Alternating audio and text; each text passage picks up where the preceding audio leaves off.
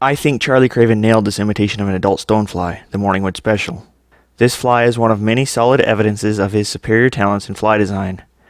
In my opinion, this fly looks harder to tie than it really is. As I go through this demonstration, I will share what I feel are the most difficult parts of the fly and how I deal with them.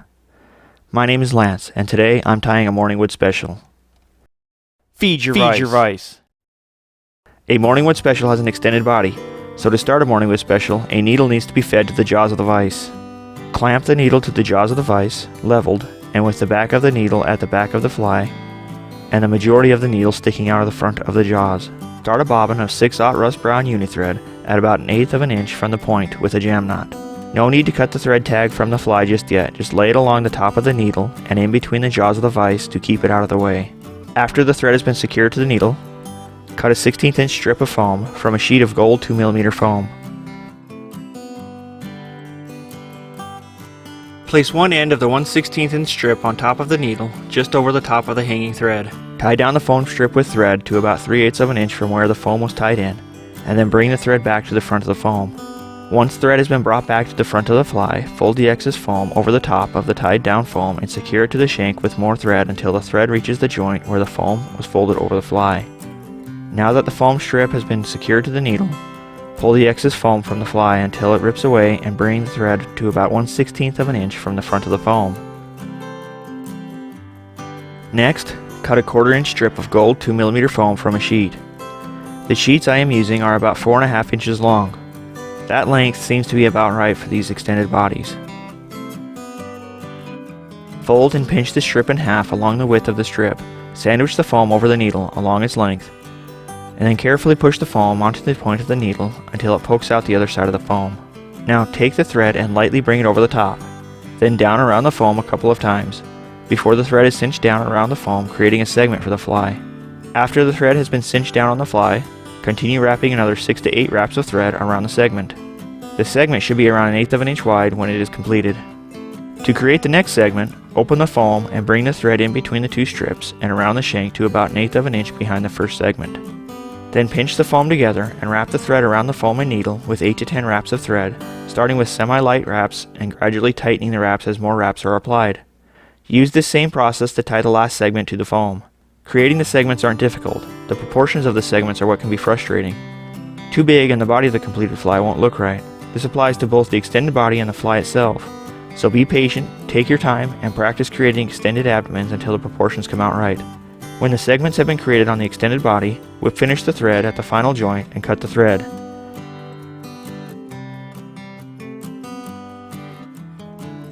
Now pinch the segment between the first knuckle of your index finger and the thumb of your bobbin hand.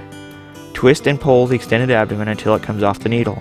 Once the abdomen has been removed from the needle, pull on the thread hanging out of the fly, until all the thread that was inside the abdomen has been pulled from the abdomen, and then cut the thread sticking out of the foam. When finished, there should be 3 equal segments to the extended abdomen that are roughly 1/8 of an inch wide. After the needle has been removed from the vise, open the extended abdomen you just created and force the point of a size 8 TMC 200R at the center, and as close to the first joint of the abdomen as possible without nicking the thread. After the hook has been poked through the abdomen, slide the foam up the shank and feed the hook to the vise.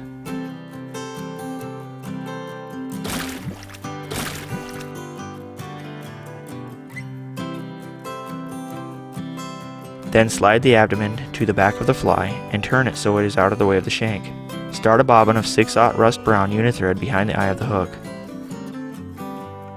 Once secured, cut the thread tag off the fly and place the tip of the leftover 1/16 inch by 2mm foam used earlier over the thread wraps. Wrap tight wraps of thread around the foam and shank, down the shank until the thread is just above the barb and back to where the foam was tied in, then back to above the hook's point.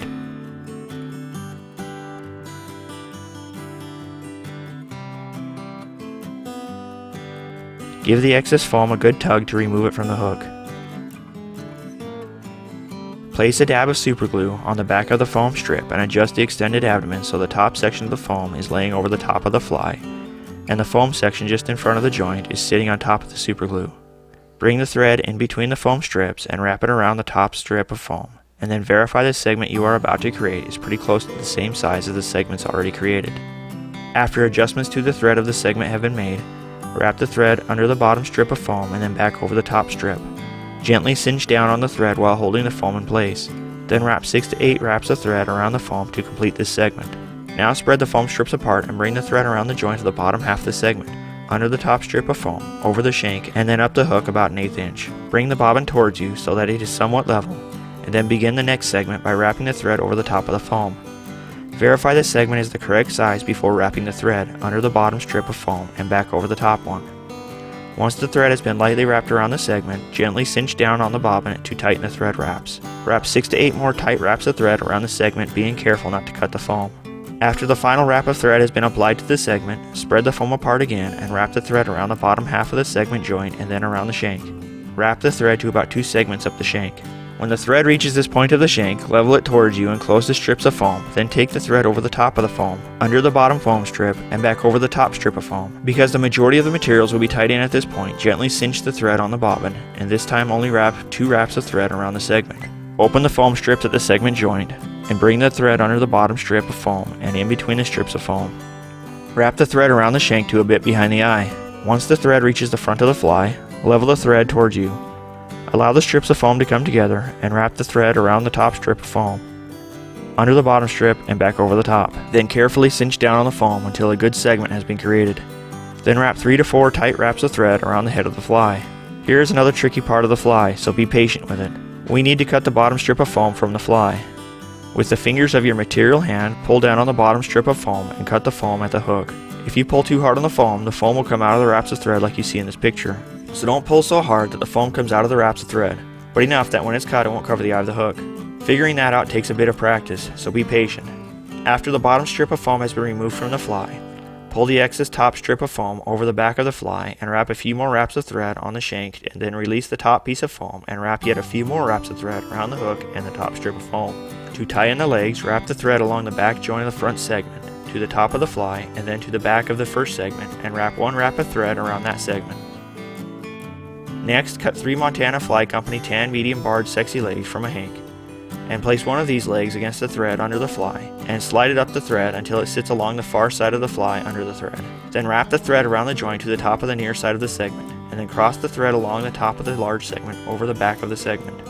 As the thread comes down the back large segment joint, place the leg under the thread as the thread is wrapped under the fly. Wrap another wrap of thread around the back of the large segment, and let the thread hang while making adjustments to the leg on the far side of the hook. The leg should sit over the spot where the 2 strips of foam meet. With the thumb of your material hand, hold another leg to the back joint of the large segment, and wrap a wrap of thread around the joint of the large segment to hold it in place. Then wrap the thread around the bottom of the large segment to the top of the fly and cross the thread to the front of the large segment and to its front joint. Then bring the thread around the bottom of the segment and catch the other end of the leg on the near side of the hook as the thread is brought over the top of the fly along the joint. Adjust the legs as necessary and trim them so that the back legs are about as long as the extended abdomen and the front legs are a bit shorter than that.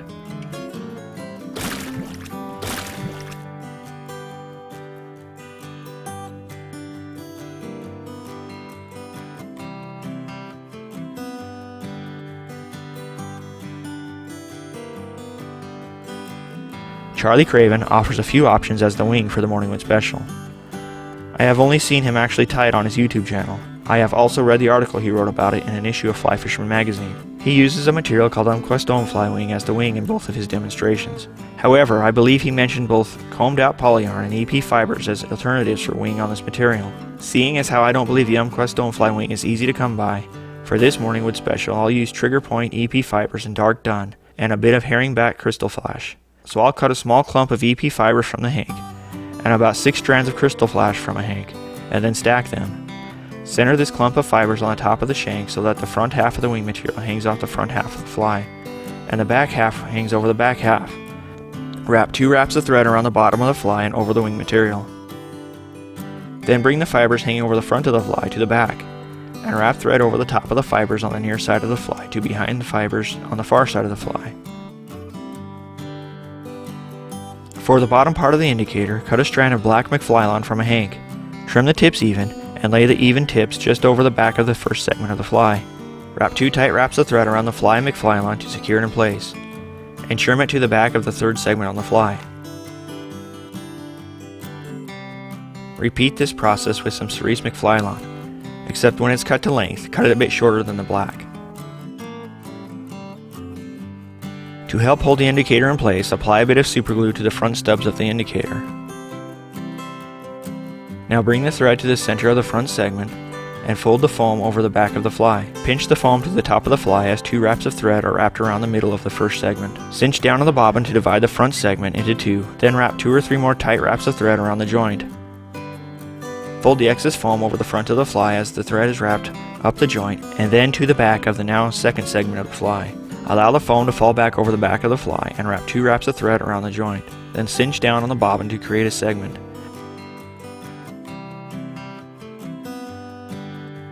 Then stretch the foam just a bit and trim the excess foam a bit behind the second joint. Whip finish the thread with a couple 3-turn whip finishes and cut the thread from the fly.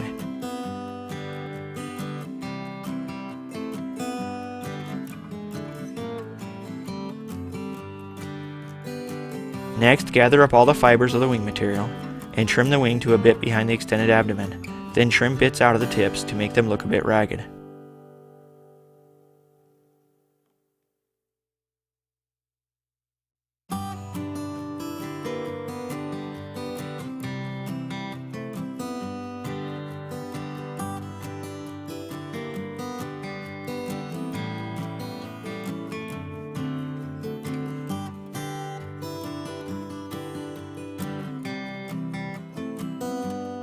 To add the last leg, poke a tip of the bobbin threader between the strips of foam on the near side of the shank and underneath the shank at the middle of the large segment of the fly. Be careful as the threader is weaved between the foam because the threader can poke an unwanted hole into the foam as it is pushed through.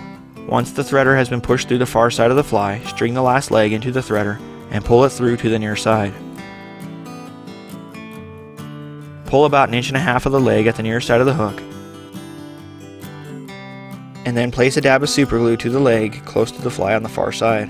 Then stretch the leg and pull it so that the glue is sitting in between the 2 strips of foam. Once the glued section of leg is under a large segment, gently release the leg from your fingers. Trim the last leg to the same length as the front legs.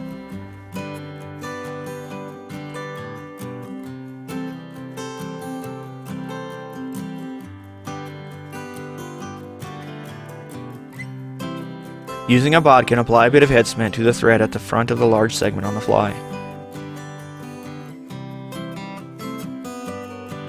Now let's add a bit more color to the fly by using a pale sepia Copic marker. Mark the head of the fly with a few marker strokes. Then color a stripe on top of the extended abdomen. Rotate the fly to get the sides and the bottom as well. The ink only needs to penetrate the surface of the fly. Leave the joints the original gold color. After the fly has been covered with pale sepia, use a black marker to streak the fly. A few streaks for the head, a stripe along the extended abdomen, and a stripe along each top edge of the abdomen are enough to give the Morningwood Special plenty of extra character. Dot the front of the fly where the eyes go with a black marker while it is out. And then use a scrap piece of foam to blend this pale sepia along the bottom of the fly. The Morningwood Special is a blast to tie and is really not as hard to tie as it might seem. With a bit of practice, anyone can tie it.